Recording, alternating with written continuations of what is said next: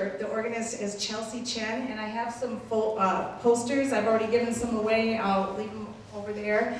It's this Friday at 7:30 at Trinity's Chapel. I heard Chelsea about 4 or 5 years ago when she came before, and she's only 32. Many of you, because I've already talked to a few of you, of course have heard of Diane Bish, because she had her own TV special, and Coral Gables in the Presbyterian Church there in Florida. She's retired, and Chelsea has her position.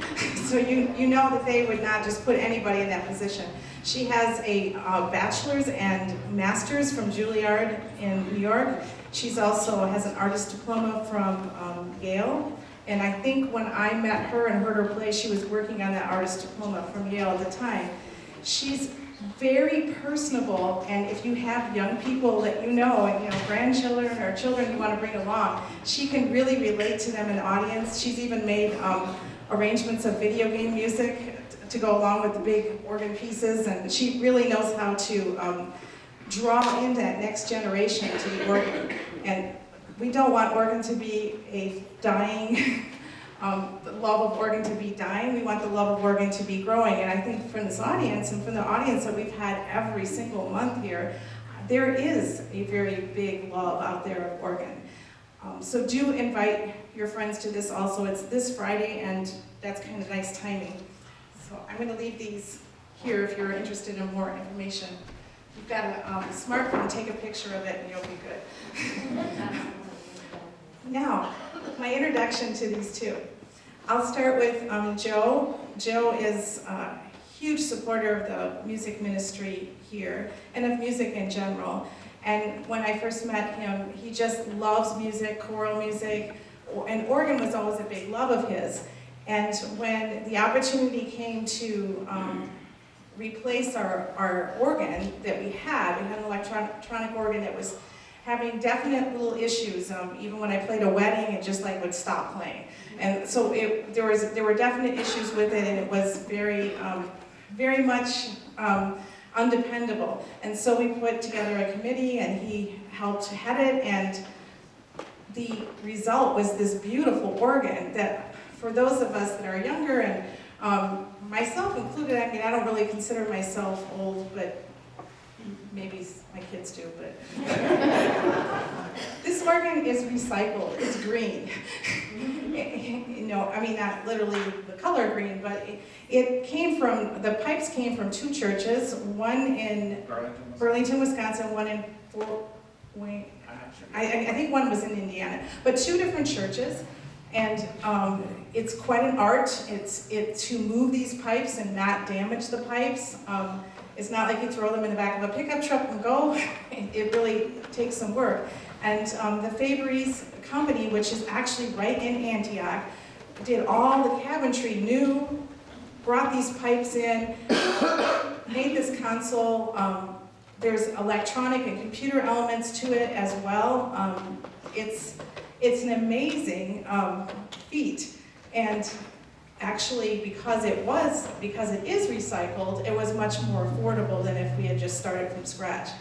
And the sound is just, as you will find out, is really beautiful. And you'll find that there's lots of different sounds. Like I love, I did not help Grace with her registration. She is my student, but I did not help her with it. And it's very creative. I think you're gonna really like some of the sounds. One of them I think sounds just like a theater organ, even though this is not a theater organ, but she's made it sound like a theater organ. And our last song we're actually doing, she's gonna play on piano and I'm gonna accompany on the organ, so I'm gonna become an orchestra. So that was, we're kind of trying to create a soundtrack. Now they're gonna talk a little bit about each piece that they play. Joe's going to bring to you the beloved hymns that are very beloved to him, and he's going to talk about each set, what he's doing. Grace is going to perform many pieces that are classical or popular, or things that you wouldn't maybe even think about having on the organ. So hers is much more eclectic, and they're going to go back and forth, so you won't be bored. This is going to be really exciting. And the other thing I wanted to say is that Grace has only been studying, I think, piano. This is like her 6th year, and we don't really do official organ lessons. She just comes over here a lot and plays with her grandpa. And she put this program together, asked me a lot of questions. I came in at the end and kind of coached it a little at the end, but it's really put together by her, and she's just had her 14th birthday yesterday. So that's pretty phenomenal.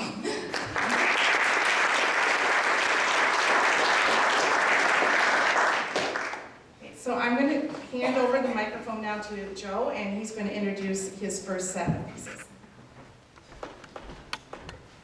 I'll just be playing one verse of each of these hymns. Because they're set up very similar in registration, I just wanted to give you an example of what the registration sounds like. And so the first thing I'm going to use is the Gedeck on the swell, and it sounds like this. We'll be adding viola, sounds like that, together, and then roar flute for the great, and roar flute viola for the pedals. Okay, so that's a little sample. Of the set of 4 that I'm going to start with, Sweet Hour of Prayer is one that I decided to talk about. It was written by a blind shopkeeper. He was also a speaker, occasional speaker. His name was William Welford, and this was printed in 1845. He caught the eye of an industrious church composer, William Batchelder Bradbury, and he was a student of the Lowell Mason Singing School. The words and styles of 3 composers is now a turn of the century popular melody, Sweet Hour of Prayer.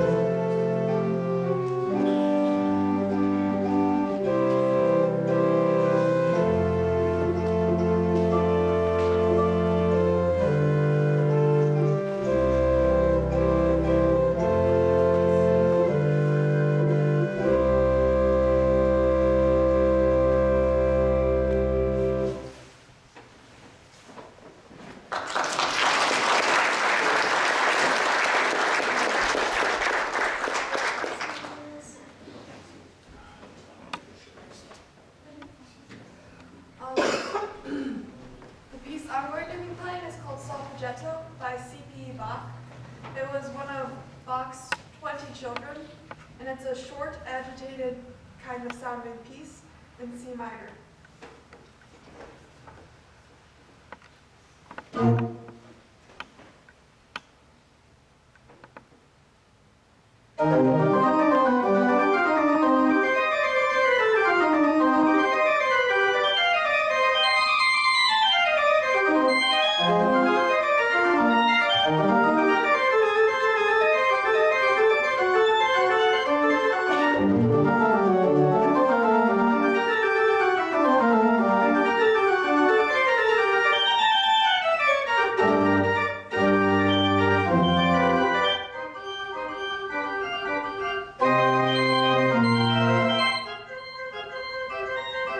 So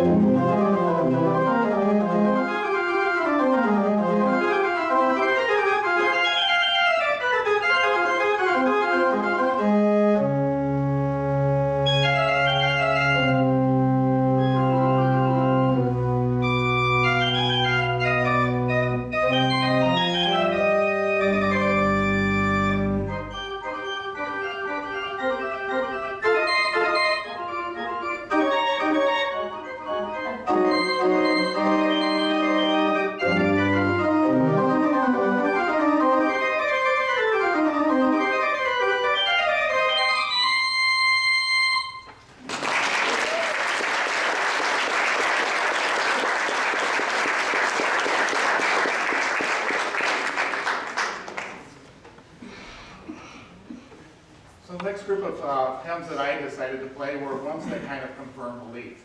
And those three hymns are Blessed Assurance, When We Walk with the Lord, and Oh for a Thousand Tongues. So let's get started.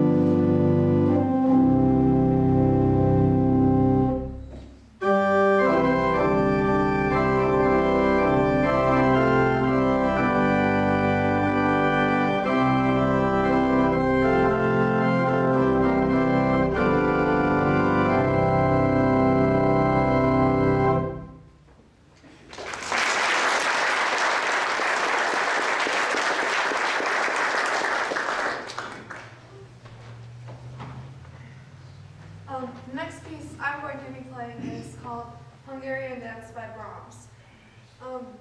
Well, this piece has sort of an interesting history. Brahms was traveling and he met like a band of gypsies and this one guy. And he was so influenced by their style of writing and playing and dancing that he kind of adapted and was influenced later on with his music.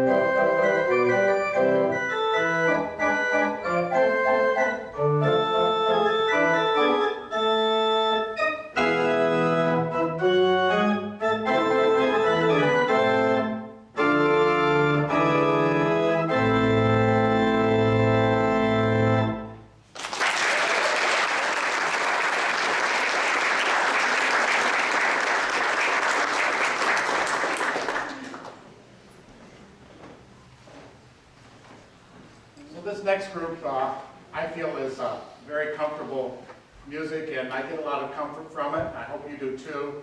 One of them, I'm going to sing, or I'm going to play 3 pieces. We used to sing As the Deer in the Garden and Precious Lord, Take My Hand. And I decided to talk about Precious Lord, Take My Hand of the 3.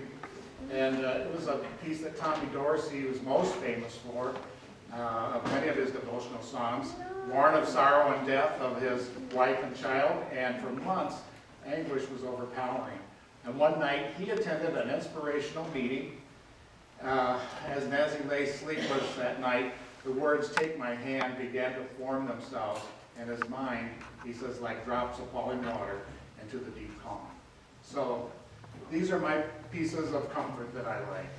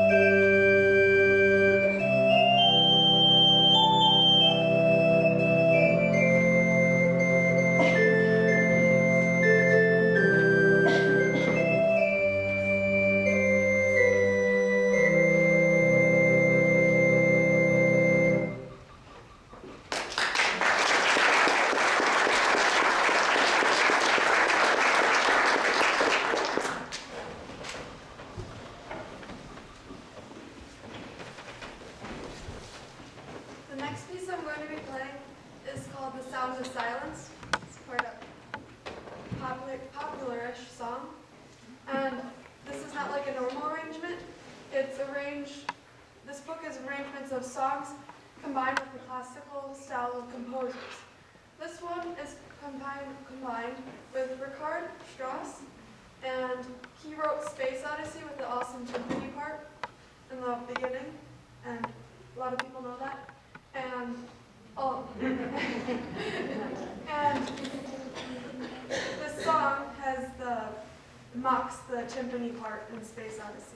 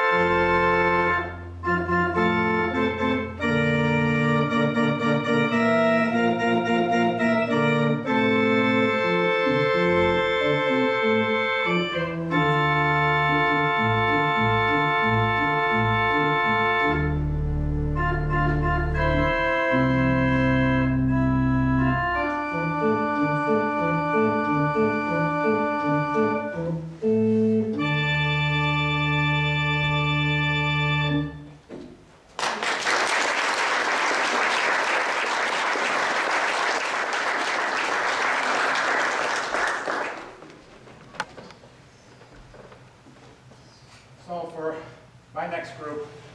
I think these pieces denote strength and hope, and they have a more driving rhythm.